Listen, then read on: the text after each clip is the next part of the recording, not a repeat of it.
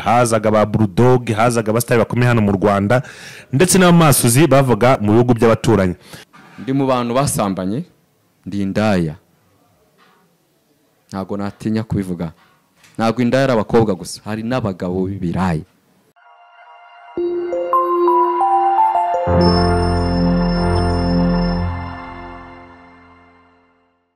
Turacyari kuganira rero na Eric Nyamachoma. Urabona ko turimo turaganira tubwira ubuzima yaciyemo, ukuntu yaje gukira, yatangiriye ku ikarito, ibyo byose mwabyumvishe mu buhamya bwashize. Ubu noneho tugeze Eric, turashaka kugira tubwire urupfu ruri kukuvugwaho n'uburyo wagiye gufungwa. Twumvisha ko washinze akabari, hazaga abastari bakomeye, hazaga ba Bulldog, hazaga abastari bakomeye hano mu Rwanda ndetse n'abamasuzi bavaga mu bihugu by'abaturanyi. Eric, hari urupfu ruri kukuvugwaho, byaje no gukomozwa yuko wagiye gufungwa. Ese watubwira ukuntu byagenze kugira ngo abakurikiye Clarisse TV official bakomeze bumva ubuhamya bwawe? Murakoze. Murakoze. Imana ibaho umugisha.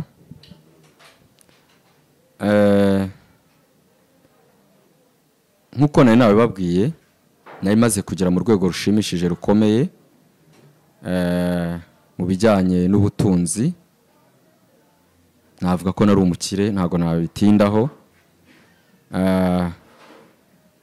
Nibyo rero nari ndimo mbabwira nti rimwe na rimwe abantu tujya dukururwa no gushaka ubutunzi bw'isi n'ibitunezeza, ariko tukibagirwa Imana yaturemye. Bene data muntu nkurikiye, ndashaka kubwira ko iryo ari ikosa rikomeye ubukoze yo wibagiwe Imana yakuremye. Kuko isomye ubutumwa bwiza uko bwanditswe na Luka, ugasoma igice cya 12 umurongo wa 13 kageza kuri 21, hatubwira kuntu umuntu wari ufite imirima yarumbukaga w'umukire. Titira amagambo aravuga ngo umutunzi w'umupapa. Uburyo umurima ye yarumbutse, agatekereza ati ko ngize imirima myinshi ndayishyira he? Ashakisha ibigega byo kuyishyiramo. Ibyo bigega arapakira ubutunzi. Arangije aravuga ati mutima wanjye tuza, kuko ubonye ibyo kurya by'iteka ryose, ubundi ngiye nijya. Imana ngo iramusanga, iramubwira ngo wa mupfapfa we, iri joro urapfa. Ibyo wahunitse birabibyande. Iyo ukoze iryo kosa ryo gushaka amafaranga, ryo gushaka ubuzima, ni byiza gushaka ubuzima, ni byiza kuko ni n'itegeko ryo gukora twahawe n'Imana. Niyo mpamvu Imana yavuze ngo Adamu uzarya wibiza icyuya, umugabo azarya yibiza icyuya. Ni itegeko twahawe. Ni byiza gukora, ni byiza kugira ishyaka ryo gukora. Nanjye nari umukozi, ariko iyo ukoze ikosa nubanze Imana urafiringa biba zero. Mu by'ukuri nanjye nari umupfapfa kuko niko nari meze. Nimuye Imana, shakisha amafaranga, ninjira mu binezeza, ndaryoshya, ndaryoherwa kuko amafaranga ndayabona, ariko nakoze ikosa nigaragura mu byaha. Bene data, uko sininya kubibabwira ngo ntinya amaso yanyu, kuko ndashaka gukiza ubugingo bwanjye. Ndi mu bantu basambanye, ndi indaya. Ntago natinya kubivuga. Ntago indaya ari abakobwa gusa, hari n'abagabo b'ibirayi. Ndi uwa mbere. Ndi mu ba mbere. Ntago nshobora kubabwira kubara abakobwa naryamanye nabo cyangwa abagore naryamanye nabo. Bene data, ubu buhamya bugufashe muntu udukurikiye. Ndashaka gukiza ubugingo bwanjye. Ibi ndi kubivuga kubera ko nzi ububi naboneye muri ibi byo nakoze. Ndi mu bantu babanyweye inzoga ngera mu rwego n'umugore yazaga kunsanga Nyamirambo mpagaze mu muhanda ntazi niyonge. Ndi mu bantu banywaga inzoga nkibagirwa n'aho naparitse imodoka yanjye. bene data nasayishije mu byaha byinshi, nababaje umugore wanjye w'isezerano, umugore mwiza, ariko icyo gihe kuko nari ndi mu mwijima wa Satani ntago nabonaga ubwiza bwe, ntago byambuzaga kumuca inyuma. Ubwo buraya bwose nabukoze muca inyuma turi kumwe. Niyo mpamvu insanganyamatsiko y'ubu buhamya nayishingiye ku ijambo ry'Imana tubona mu butumwa bwiza uko bwanditswe na Mariko igice cya 11, oya ni Luka igice cya 11 umurongo wa 23, ngo utabana na Yesu ni umwanzi we, udateraniriza hamwe nawe arasandaza. Mu by'ukuri nanjye narasandaye maze kwimura Imana, nigira muri ibyo byaha. Umugore wanjye ndamubabaza cyane, yajyaga amamagara ndi mu kabari, ati mugabo wanjye mwiza uri he, amubeshya ati mugore dore ndimo ndaganira n'abagabo bagenzi banjye, turi kwiga uko business yakwaguka, ryama tuza. Imana nongeye gusaba imbabazi umugore wanjye ambabarire, nukuri namukoreye ubugome, kuko buriya wiciye umugore wawe inyuma, nukuri umukoreye ubugome, gusa ambabarire kuko nari ndi mu mwijima, nanjye sinjye ni umubi. Rero nigaraguye mu byaha bitandukanye. Rero icyo nshaka kuvuga ni iki: nasomye ijambo ry'Imana mu gitabo cy'Imigani igice cya 3 umurongo wa 33, handitswe ngo umuvumo w'Uwiteka uhora mu rugo rw'umunyabyaha, ngo ariko ubuturo bw'umukiranutsi abuha umugisha. Njyewe rero urugo rwanjye rwajeho umuvumo kubera ko nari umunyabyaha rwose ukabije, ntabwo ntinya kubivuga.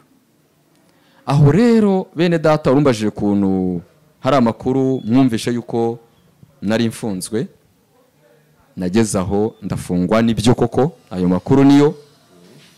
Uraza no kutuganiriza uburyo aho wari ufungiye ukuntu byagenze, ariko turagira ngo muri ubwo buzima rero muratubwira, utubwire ese mbere yo kugira ngo ufungwe byagenze gute?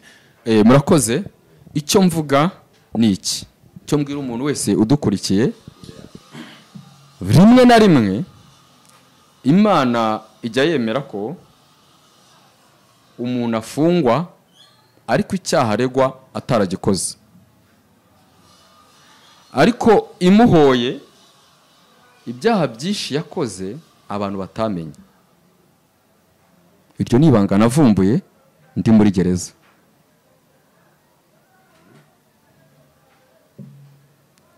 Umuntu ni mugari, hari ibyaha byinshi dukora, byo duhisha abagore bacu, byo duhisha inshuti, ibyo Imana bye bibireba. Bene data rero muri uko kwigaragura mu isaha y'ibyaha, Imana navuga ko Satani yansabye Imana nkuko yasabye Yobu. Imana nayo irebye isanga koko ndimo ndigaragura mu isaha y'ibyaha, koko ibyo Satani avuga niko kuri. Kubera Satani ni umurezi wacu, aturega ku Mana. Yarandeze. Imana indebye isanga koko ni ubwo busambanyi nibereyemo, ni ukubabaza umugore wanjye. Imana irantanga, ineza ibyago bikomeye bene data.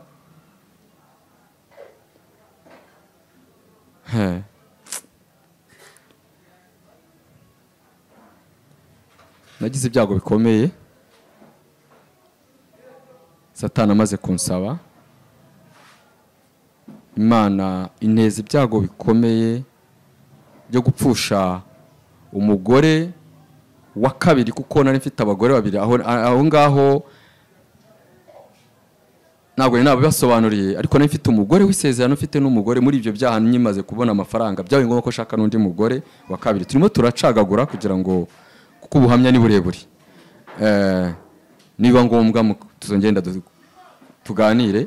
Ariko hagati nkiri muri ibyo byaha nakoze ibyaha byinshi byo nabwiraga, nca umugore wanjye nyuma mushakiraho n'undi mugore wa kabiri. Uwo mugore wa kabiri tuza kubyarana abana 4. mbatunga ari babiri kuko nari mfite amafaranga ntacyo byari bintwaye nari mfite ubushobozi bwo kubatunga nkamenyera umwe rasiyo nkagira uko mbajera ngomba bagomba kuba banjye nkagira uko nsura umwe nkagira uko nsura undi ariko umugore w'isezerano wa mbere we ari twarabimuhishe ako nakari gaciyemo rero kubera kwigaragura muri ibyo byaha Imana yarampannye uwo mugore wa kabiri yabaga namujyanye mu gihugu cya Uganda undi aba mu Rwanda aza gupfa Imana ineza ibyago n'amakuba umugore arapfa arozwe n'abana banjye bane. Eric umbabare wenda ntagara kuguca mu ijambo gusa nagira ngo abadukurikiye bakomeze bamenye gahunda ku yindi. Ese ufite uwo mugore wa kabiri byibuze uwa mbere yigeze abimenya cyangwa se byagenze gute tubwire?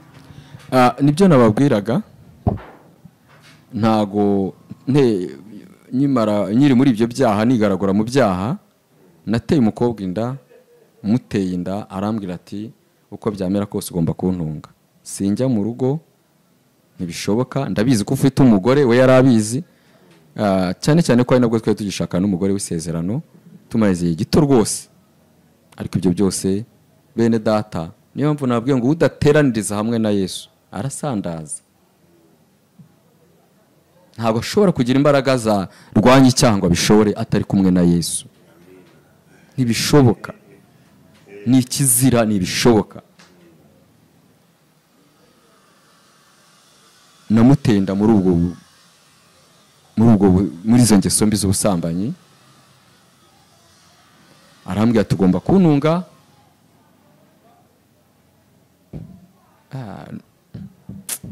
bene data ahantu haramvuna kuhavuga kuko buriya ari gihe umuntu ahura n'igikomere gikomeye ku mutima ku buryo biba bigoye mumbabarire mugende mumbabarira rwose biba bindemereye biba bingoye ariko Imana imfashe kuko ari nayo yamfashije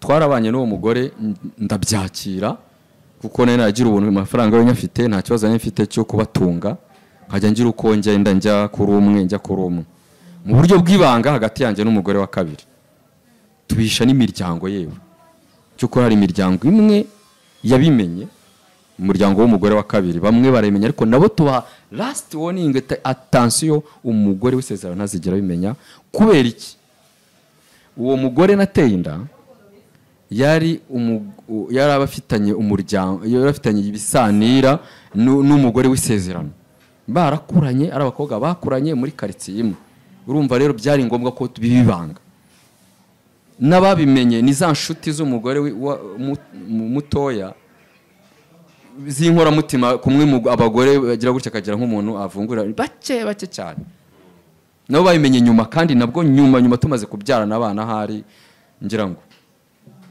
bake ubundi byari ibanga hagati yanjye n'umugore wa kabiri ariko bene data nigaraguye mu byaha nubwo nari mfite abagore babiri kandi mu by'ukuri abagore beza abagore beza ikintu kibabaje ni kimwe kijya kinera agahinda ni ukuntu nari mfite abo bagore babiri ariko ninyurwe nabo bene data ninyurwe nabo birababaje ntago ari byo gusekwa birababaje ninyurwe nabo nkarengaho nkajya gushaka indaya nkajya gusambana n'indaya bene data Imana irihangana ibyo byose narabikoraga Imana ikabireba ariko man nasomye ijambo muri Zaburi ya 50 umurongo wa 21 ngo ibyo urabikora nkakwihorera ngo ukibwira yuko mpanye nawe rwose ngo ariko nzaguhana mbishyira imbere y'amaso yawe uko bikurikirana uko ugenda ukora icyaha uko ukora icyaha n'ukuri nibyo byambayeho Imana nanjye nibyo nababwiraga ese nkubita ikigeragezo gikomeye mfusha umugore wanjye uwo mugore wa kabiri n'abana 4 barogewe mu gihugu cya Uganda bene data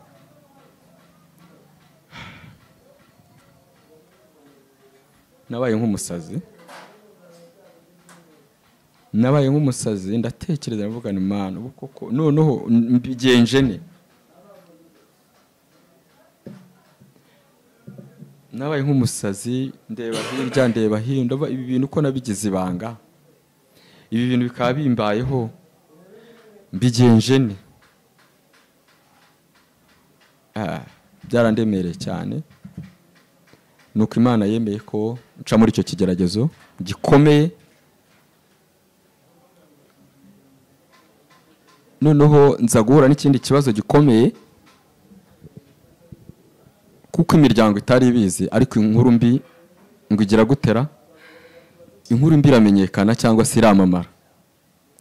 Byahise biba ngombwa ko bapfuye inkuru imenyekana, abatari babizi ko mfite umugore wa kabiri baba babimenya none batabimenye ko mfite uwa kabiri, ahubwo bimenya ko napfushije umugore wa kabiri. Bagize kuba batari babizi, Mana we. Hagati aha rero nongeye kwihanganisha umuryango w'umugore wanjye wapfuye, kandi n'umuryango w'umugore wa kabiri, kuko ubuhamya ndi kubutanga ariko ni kubw'imbaraga z'Imana. Ubundi ntago binyoroheye kuko twagize ibikomere, yari kuri nge ku muryango w'umugore wa mbere w'isezerano yagize igikomere, ku muryango w'umugore wanjye wa kabiri nawe wapfuye nawe imiryango ye yagize igikomere. Mu by'ukuri twese dufite ibikomere, gusa wenda icyo nshima Imana nuko mu by'ukuri Imana yarankomeje kandi irampumuriza, kuko nemeye kuyigarukira. Niyo mpamvu wumva ndi kuvuga Imana. Rero hagati aho byari bikomeye, imiryango birumvikana nayo ntago yabyihanganiye, yarampagurukiye. Baratekereje ni gute umuntu ashaka umukobwa wacu nabitumenyeshe, kandi koko birumvikana bikabibanga, yangiza tukabimenya tubwira ngo yarapfuye. Nawe uri umuntu wabitekerezaho, wabitekerezaho kubw'umuntu, ariko bibaho, nanone bibaho. Sinjye mugabo wawe ufite abagore babiri, sinjye mugabo, ni ibintu nzi ko bibaho 100%, ariko ibyo si byo ngenderaho, ntago ari byo gushimwa, ni byo kugawa. Imiryango yose imbabarire, kandi nasabye n'Imana imbabazi. Ibyo byose rero nashaka kukubwira ko byose namaze kwigishwa n'Imana, menya ko byaturutse muko nimuye Imana, nkagenda nkayimura nkigira mu byanjye, kugira ngo mbone Imana yancishije muri icyo kigeragezo cyo kubura umuryango wanjye. Byarangiye umuryango iteranye, nabo baramfungisha, bangerekaho n'amaraso yabo.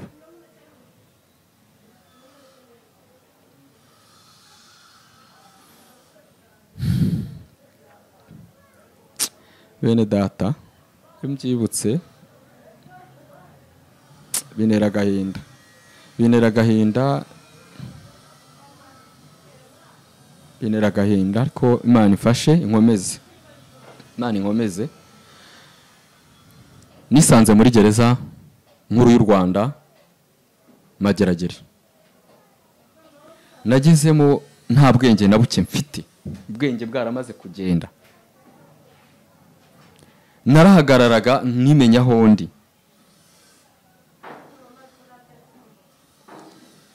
Nararyamaga nkabyuka mbona abadayimoni imbere yanjye.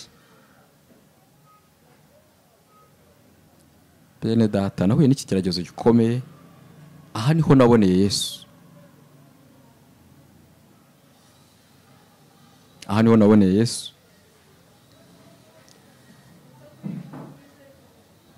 Icyo nongera kuvuga, Imana yo mu ijuru ijya yemera ko umuntu afungwa icyaha ariko ataragikoze, ariko imuhoye byinshi yakoze mwibanga abantu batamenye. Nuko twabibonye muri Zaburi ya 50 umurongo wa 21.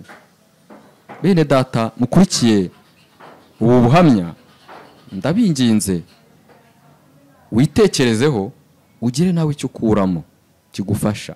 Burya ibintu biberaho kugira ngo bitwigishe.